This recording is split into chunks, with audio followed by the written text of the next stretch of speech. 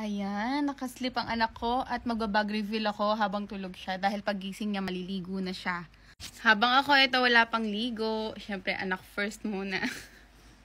Ayan, so ito po yung bag niya nakita niya. Ito po ay galing sa friend ko. Ayan, buksan natin. Ang ganda 'di ba? Hindi po ako familiar dito sa Marc Jacob na tatak.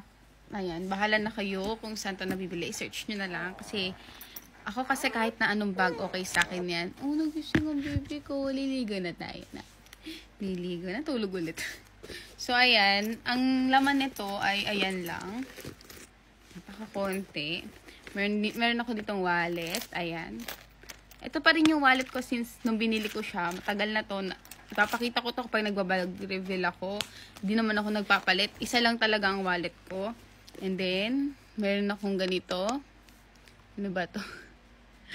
Naturals. Ayan, Wonder Home na sanitizer, ganyan. And, eto, pang retouch lang naman. Tapos, sukulay. Meron ako ditong mga wait lang, pang ahit ng kilay. Ewan ko, on the go, ganyan. Tapos, pang kilay, MAC. Ayan. Tapos, may brush. Pinaglalagay ko dyan. Then, dito na may zipper. Aba, may cash pa ako konti. Ito naman po yung laman niya. Meron ako ditong Hati Lip Oil. Kasi nagdaday yung lips ko pag malamig. Especially nasa mall. Pero hindi na ako nakapag-mall. And ito naman, mga kahati, yung dalawang favorite ko. Nilalagay ko sa cheeks ko. Kasi mukhang fresh lang. Ito yung ginagamit ko pala doon. And ito sa eyelid ko minsan. At minsan kinokontour ko din to. At the same time, lips. Ayan. So, wala na. Cash lang nandito. Card ng bag. Dito nang tinanggal. Ito, mga card lang din. Ano pa? Ito pa pala. May zipper pa pala to. Ayan. Kung gusto mong bilhin to, go.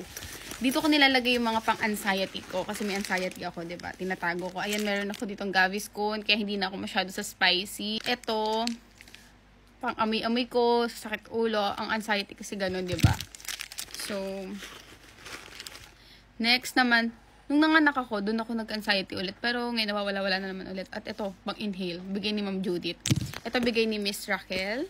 Ang soon-to-be doctor.